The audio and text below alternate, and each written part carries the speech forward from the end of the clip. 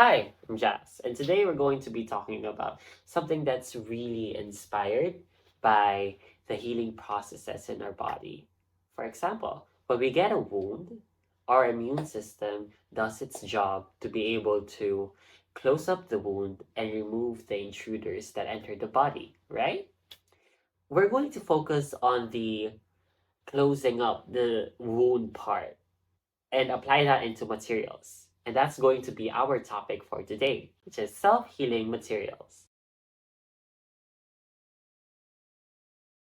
Now, what are the uses of self healing materials? Well, things break. And to repair something, that something needs to be damaged first. Now, we're not going to intentionally damage things just to be able to repair it. We're going to focus more on natural or unexpected causes of decay. And there's three notable reasons. The first thing is time passes on. Things naturally decay over time. It could take a few weeks, could take a millennium, and other external factors could speed up that process. Which would lead us to our second reason, wear and tear. Now, the forces of nature will wear down all materials in time, whether it's water carving out new river paths, heat weakening structures, or friction causing objects to erode. Every material will break down with these two reasons naturally. The third reason is when things break down unexpectedly. Sometimes, when you use something, even when we're being very careful, it could still break down. Maybe it's because we've exerted too much unnecessary force into it that could cause the tiny fractures inside to spread rapidly. Now, the third problem is the hardest to keep track of because it could come out unexpectedly, like I said before. It's easy to detect wood rots or rusts in metal because we can see them easily. But then noticing the tiniest cracks is really hard. And these cracks are usually the root in which the materials break down. And self healing materials can address that by repairing those minuscule cracks before they have a chance to spread rapidly. Now, there's different ways in which a material can be transformed into a self healing material. It can be through embedding microcapsules or channels, or maybe the material itself can already heal. In any case, let's delve deeper into the chemical processes that brings them to life. For microcapsules, imagine that there are tiny capsules scattered throughout the material. Now, these capsules are filled with a special healing agent. Now, these healing agents are just waiting for the right moment to spring into action. When damage occurs, a trigger like heat, pressure, or maybe even a change in pH levels bursts open the capsule. The healing agent, which is more often than not a polymer or an epoxy resin, flows out and fills the crack. Chemical reactions take place, bonding the healing agent to the surrounding material and sealing the wound.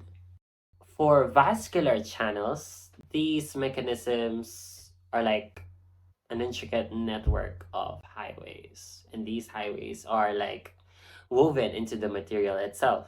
Now, these channels carry healing chemicals like, again, polymers or epoxy resin. When a crack appears, it disrupts the flow of these chemicals, which makes them go into the area in which the crack appeared. And then that's where they concentrate and repair the breach. Now, what are the agents used to make these self healing materials work? Now, there are two main ones. There are monomers and then prepolymers. Now, monomers are small molecules that polymerize when they activate. They fill in the cracks like bandages. Examples include epoxy monomers, acrylates, and I am going to screw this one up, dicyclopentadiene. Dicyclopentadiene? Question mark? It's DCPD. DCPD. Now the second type is prepolymers. Now these are a bit larger than monomers. since they've already undergone some polymerization. So they only need like they need less reactions to solidify since they've already gone through the process of solidification. For the last type of self-healing material, this is where it gets really interesting because you're not adding another material in order to make it into a self-healing material. It's already a self-healing material by itself. Now, with these types of materials, they usually need a trigger for it to work. Now, sometimes it could be heat, sometimes it could be light, sometimes it could be friction or pressure. Now, how does it work? Now, these polymers have bonds that can break and reform when they need to. When these bonds are broken or when the material is damaged, these polymer chains move and reconfigure, allowing themselves to reform and pull the material back together, which is essentially erasing the damage. Now, this may be like, oh my god, that's so great. Why aren't we using it a lot? Well, for each type of self healing material, there are unique cons. Now, for microcapsules, there's only a limited healing capacity that it can manage because these capsules are only stuck into one place. When that area gets damaged a lot more than the other areas, there's going to be a time where all the resources for self healing in that area will be diminished, and then that can't self heal anymore. The capsules themselves can be brittle and vulnerable to damage. So sometimes they might break first before any other cracks come up, which would cause it to be useless. Now, for vascular channels, sometimes there's an issue with compatibility because the healing agents themselves might react with the channel walls they flow into. They might solidify, and that might cause a blockage, which would essentially remove the purpose of it being able to flow, which means it might not be able to go to an area where there's damage. And then there's also material limitations. Now, not all materials are suitable for incorporating vascular networks. Now, the material needs to be flexible and strong enough to accommodate the channels without compromising its structural integrity.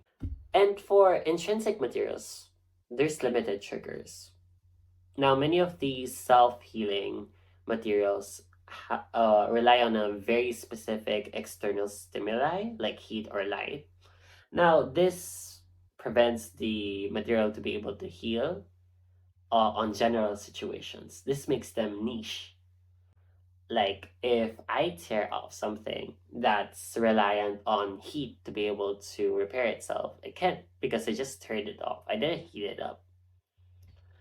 And there's also fatigue and natural degradation because repeated healing cycles can basically fatigue the material, leading to weakened bonds, and it's going to reduce the effectiveness of it healing. So these intrinsic materials might not be able to offer infinite repairability. Now, there are three ways in which healing agents can bond with the surrounding material. Now, the first one is covalent bonding. Now, covalent bonds form when the healing agent forms a strong permanent bond with the surrounding material by sharing electrons. Now, this bond is very strong and can withstand a lot of stress. The second one is hydrogen bonding. Now, with hydrogen bonding, the hydrogen atom is attracted to the lone pair of electrons from another atom, like oxygen or nitrogen. This type of bond is weaker than a covalent bond, but it's still strong enough to hold the healing agents in place. The third one is ionic bonding. In ionic bonding, ionic bonds form when an atom loses or gains an electron, becoming an ion. The ions are then attracted to each other by electrostatic forces. This type of bond is strong, but they can be broken by water or other polar solvents. Now, let's talk about the capabilities the current capabilities of self-healing materials in different fields. Mechanically, there are self-sealing polymers for hydraulic lines to prevent leaks and failures. There are also coatings for bearings and gears that reduce friction and extend component life. In the medical field, there are bone cements with growth factors to promote regeneration and hydrogels for wound dressings that stimulate healing and reduce scarring. With the infrastructures, there's currently self-healing asphalt to repair cracks and extend road life. There's also concrete embedded with bacteria that produce calcium carbonate to seal cracks. And for space travel, there's self-healing spacecraft hulls that repair micrometeoroid damage and maintain structural integrity. There are also fuel lines and tanks with self-sealing properties to prevent leaks in harsh environments. Now, what can the future of self-healing materials give us? Well, in the future, mechanically, there might be robots with self-healing bodies that can repair damage from falls or collisions. There might also be engines or turbines with self-healing components that resist wear and tear, boosting efficiency and life expectancy. In the medical field, there could be artificial organs and tissues that mimic natural healing properties. And there could be drug delivery systems that respond to specific stimuli and heal damaged tissues. And in the infrastructure, there could be buildings with self healing walls to adapt to environmental changes and repair cracks. There could also be roads that automatically detect and fix damage, minimizing maintenance needs. For space travel, there could be self healing habitats on Mars, the moon, that can withstand extreme conditions and repair damage for our future. And there could also be 3D printed spacecraft components with embedded healing mechanisms for long duration missions.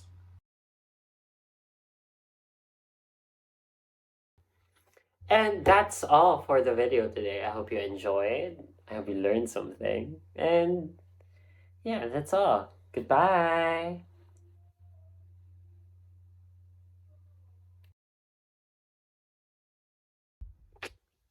I'm cuckoo brain right now.